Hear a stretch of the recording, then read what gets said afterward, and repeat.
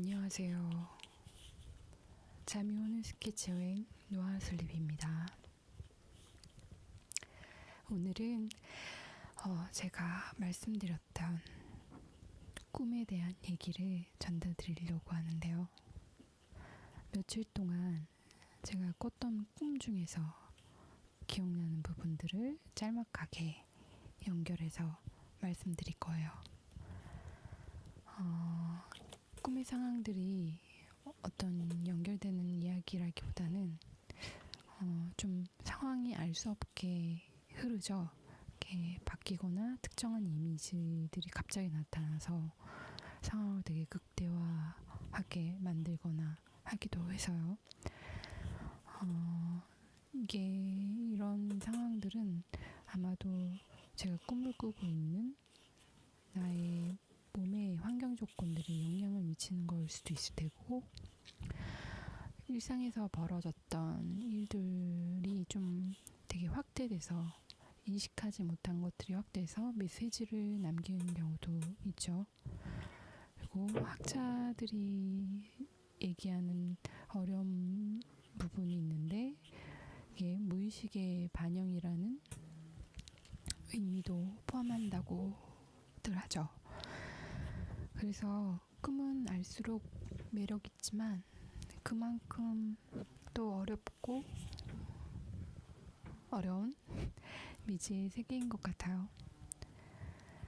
그렇게 꿈을 앞뒤 순서 없이 사실 앞뒤 순서가 잠에서 깨어나면 잘 모르겠더라고요. 그래서 앞뒤 순서 없이 제가 전달할 것 같은데요.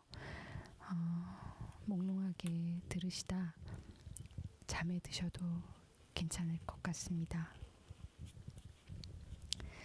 자, 제가 이제 꿈 얘기를 시작할 거예요. 첫 번째는 인간의 모습을 한 괴물의 이야기였고요. 두 번째는 새로운 집으로 이사가는 꿈이었어요. 그리고 세 번째는 현실에서 만났던 사람들이 나오는 꿈이었고요. 이야기로 잘 엮일지 모르겠지만 전달해 보겠습니다.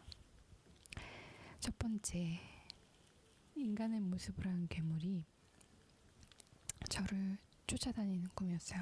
잡으러 오는 거였죠.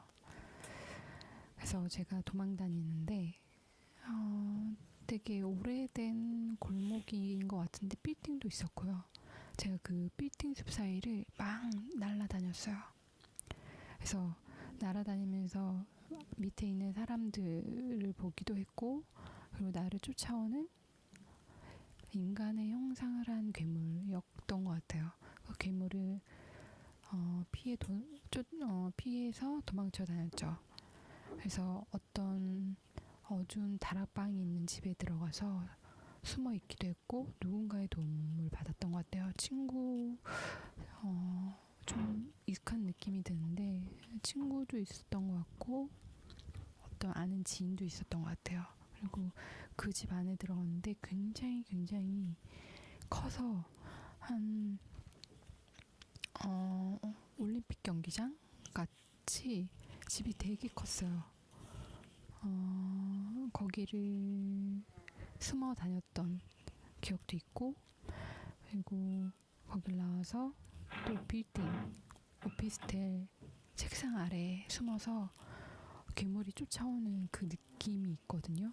이렇게 숨어 있는데 괴물이 어디로 어떻게 움직이는지 다 또 보이더라고요. 꿈속이니까요. 그래서 그 괴물들이 교복을 입은 1층 같은 학생들이랑 같이 다녔어요.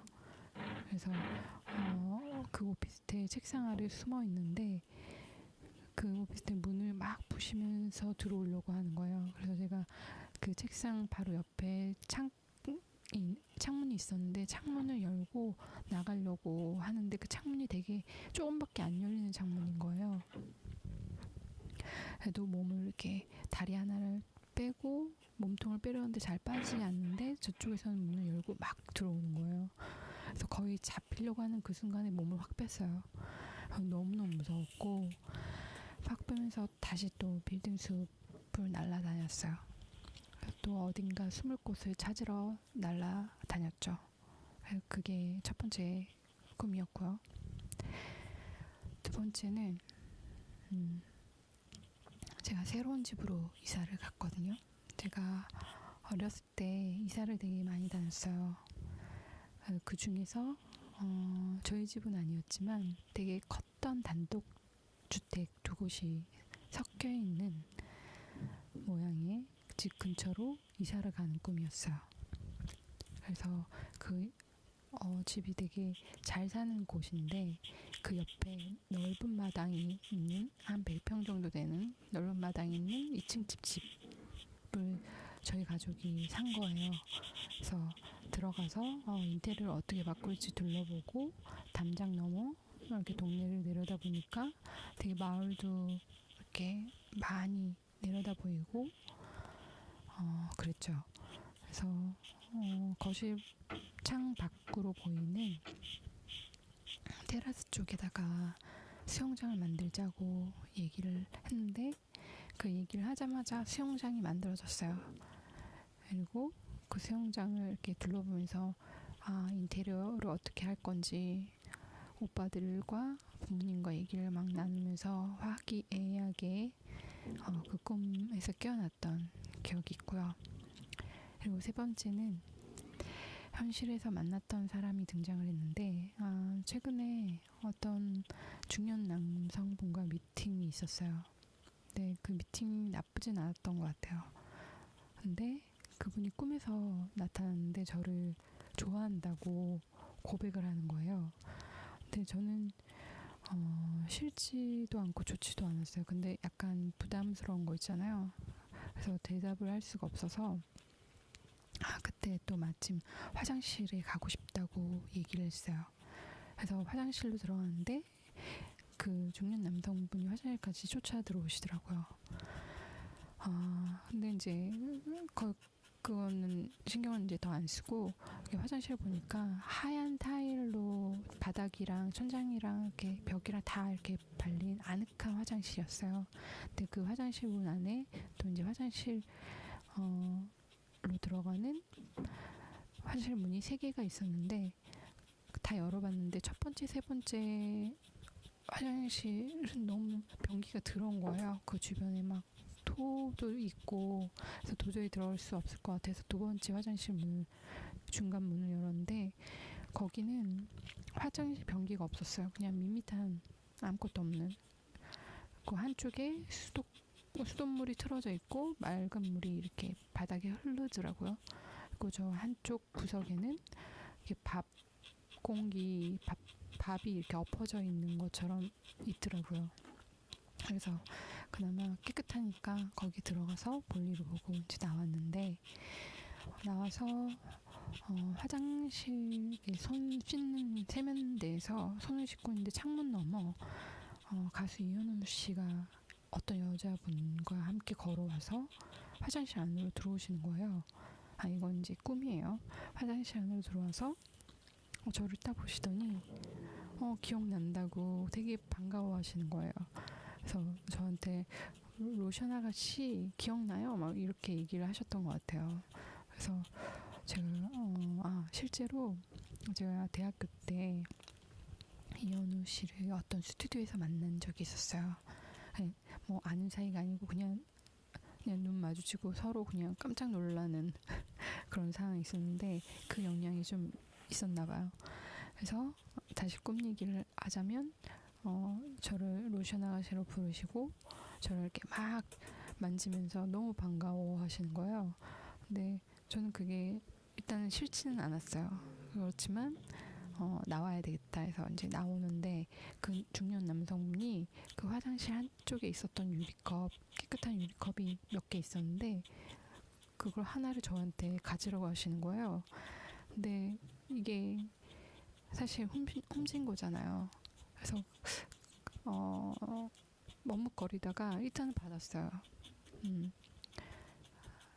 안 받으면 또 그렇잖아요. 미안할 것 같기도 하고. 그리고 아무튼 받아가지고 저희가 그때 공연장을 왔던 것 같아요. 그래서 다시 되게 낡은 문, 작은 문을 열고 들어가서 공연장으로 들어갔죠. 그 공연장은 그 되게 오래된 오페라 극장 같았어요. 그래서 빈자리를 찾아서 이렇게 앉아 있다가 제가 1층에 저희 공연장 들어간 곳은 2층인가 3층 높이였고 1층에 부모님이 계시다고 생각을 했어요. 그래서 부모님한테 가야 되겠다고 해서 잠깐 말씀드리고 오겠다, 걱정하실 것 같다. 그래서 나오는데 스텝이 제 유리컵을 달라고 하셨어요. 이게 구입한 게 아닌 거를 알고 있다. 그러니까 이 컵은 다시 반납을 해라. 그래서 전 군말 없이 그냥 드렸고, 공연장 1층으로 가기 위해서 낡은 다락방 계단 같은 곳을 이렇게 쩌벅쩌벅 걸어서 내려와서 다시 1층 문을 열고 들어가서 부모님이 계신 좌석에 앉아서 이제 말씀을 드렸죠. 거기 엄마 혼자 앉아 계셨는데 이러이러해서 지금 제가 공연장 여기 뭔지 있을 것 같고 나중에 봐요 하고 얘기를 막 나누면서 잠에서 깼던 것 같아요. 내가 왜 이런 꿈을 꾸었는지 질문을 던지면서 제가 느낀 감정, 그리고 저라는 사람이 어떤 무의식적인 것들이 영향을 미치고 있는지 이런 것들을 좀 질문을 던지고 기억해보고 알아가는 과정을 갖고 있는 거예요. 여기까지. 오늘은 꿈의 얘기다 보니까 좀 몽롱하셨을 것 같고 제가 두서없이 많은 얘기를 한 것 같습니다. 여기까지 좀 축약되고 과장된 잔상들이 가득한 파편적인 얘기들이긴 했는데요. 그래도 기억나는 대로 전달해 보도록 노력했습니다. 오늘도 노아슬립으로 편하게 잠이 드시는 친구분들을 위해 꿈 얘기와 함께 잠자리 인사 나눌게요. 너무 갑자기 인사드리나요? 그럼 자장자장 행복한 잠 되세요. 잘 자요. 안녕.